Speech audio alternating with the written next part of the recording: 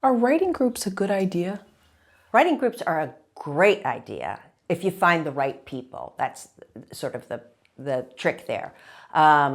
You need community as a writer. You know, we tend to be introverts. We want to be left alone and do our thing, but it's lonely and you get stuck in your own head. You need people you trust. And that's the important thing. You know, you don't want a toxic writing group. You don't want a group that's competitive in a bad way. I mean, all groups are going to have a little bit of competitiveness. In my screenwriting school, I strongly encourage people to start forming friendships in writing groups in the program. I would love for them to come back and take my classes again, but even if they don't, I want them to keep writing. And I find the best way you're going to do that is if you have a writing group. And even better if you find writers from something like a class or where you speak the same language and you've seen, you know, one real important thing is the ability to critique. A lot of people don't know how to critique well. And so, I think a good writing group can be geared towards that so that you're critiquing in a way that isn't just, I can't stand actually when I see someone doing critique a different way than the method that I use, which I call the two-way mirror. But the idea is the writer doesn't get to talk. The writer has to listen. They don't get to talk. Everyone else is going to talk about the positives first, and then they'll talk about the negatives. What do they like? What do they don't? What do they not like? And then the writer can ask questions, but I don't give them the ability to start getting defensive and start telling us what they meant to do. That's just not productive. And I've occasionally gone to, I won't do it anymore, but I've occasionally been dragged to like some sort of a script reading where they didn't follow this. And I find it excruciating. I find it absolutely excruciating listening to writers get defensive and talk about this, and hostility kind of rises up. There's no reason for that to happen. So if you find people you can trust, find people who know how to critique, that are interested in being invested in your success, just like they're invested in their own.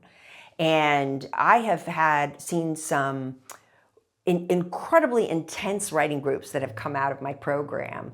And those are the writers who've had the most success. There was one of the writing groups that came out of my program. They called themselves the Cool Kids. And they've evolved over the years. And at one point, one of the members was at a screenwriting conference where somebody was giving a panel on their writing groups, some people from Hollywood. And so, and this was a writing group that it was quite legendary because I think 4 out of 5 members won the Nichols competition, which is the most prestigious screenwriting competition there is, which is kind of unbelievable almost, although it's true. And so she was all inspired after hearing that. She came back to her group and she's like, "Okay, guys, no more joking around. I've got all these new rules we're going to do."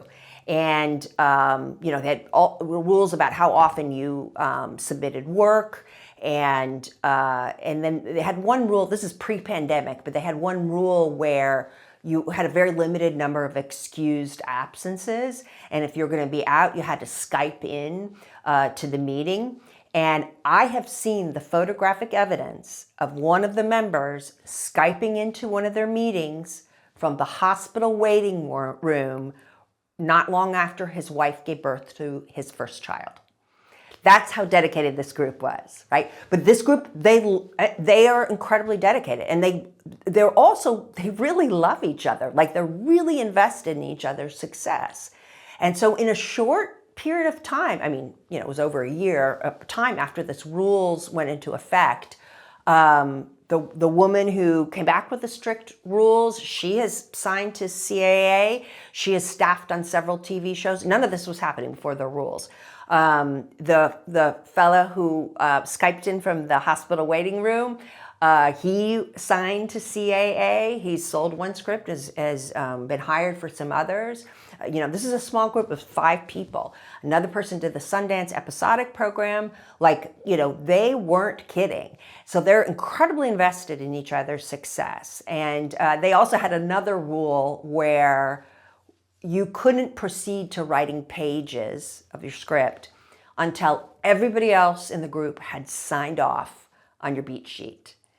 And that some writers, it literally took a year before they got the blessing of the group, which sounds like you'd want to quit the group. But the group members said they all love this method. They love it because they have complete trust in each other, that they know it's truly ready. They know they've had all, the input of these other members to it. So this group has, gotten very serious and has been, and they're, still going. And this group, I talk about them in my classes all the time because there's some great stories. And another group was inspired by them. They're a group called the Antagonists. And they, also came up with some strict rules. And they did like a 30-day challenge where they all were going to write a script in 30 days. And one of the writers in that group ended up, from his script he wrote in the 30-day challenge, he ended up signing with a manager for the first time. And we all were meeting up at this screenwriting conference in the fall. And so I was so excited to introduce the one, member to the other group because he was inspired by their groups, and they, were so supportive of each other's groups. And then shortly after, the fellow who signed with the manager got his script on the blacklist, which is, incredibly prestigious thing that, 60 Oscar nominees, nominated movies have come out of. And so I, strongly believe in that is, a writing group is a great way to find a peer group of people who support, and it should be a group who support you, right? Those, there are things you should look for in your group. And you have, groups will evolve and change. Some people won't work out, or some people are too flaky or something like that. You're going to have to deal with that along the way. But once you find that, that's really gold. So that whenever you have a new idea, right, and you can bounce it off of people you trust who will tell you, honestly what's good about it and what's not good about it, and that will help you and encourage you and also keep you writing. It's just a really lonely thing to be pursuing. So it's so nice when you have, people who support you and love your scripts and you love their scripts. How does a writer that's, let's say, currently in a group know, am I being too sensitive, or is this a toxic group? Am I internalizing this feedback and it's actually that this is just part of the process and my writing needs to get better? Or, yeah, this is too competitive and there's a little bit of a backstabby kind of feel to it. I think I need to move on. Well, what's a good way to find a balance? Is it the writer being too sensitive? Is the group is toxic? Yeah, it can be tricky because you definitely want a group that's going to be truthful. Right? I mean, that's one of the problems with having your friends read your scripts is they're going to say they like it probably, right? And often people don't know how to critique. They really don't know what to tell you. But at the same time, yeah, there are toxic groups, absolutely. So I think part of it is that you need to know, you need to get a sense that people are truly are telling you these things because they want you want your work to get better by either giving you constructive criticism, right? Or finding other ways to work with you, that they're not just dumping on your stuff. If they're just dumping on your stuff, then yeah, that's toxic, right? That's why I like to have a sort of a positive and a negative rule. I think it's a good way to force people to start with positives. We're all going to be way more receptive to negative criticism if you don't immediately tell me how terrible my stuff is, right? If you start with pointing out strengths, which I think everyone deserves to know, we often take it for granted that I don't need to say that. You do need to say that. People don't know what, people are incredibly vulnerable when they share their work.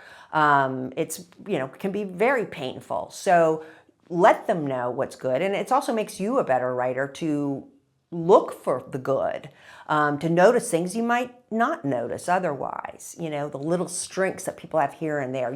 That's how you all learn from each other. But if people are just giving you negative and just telling you, and also if they make it personal, if it's just about what they like, you know. I mean, yes, we all have biases. We all have different genres that we like.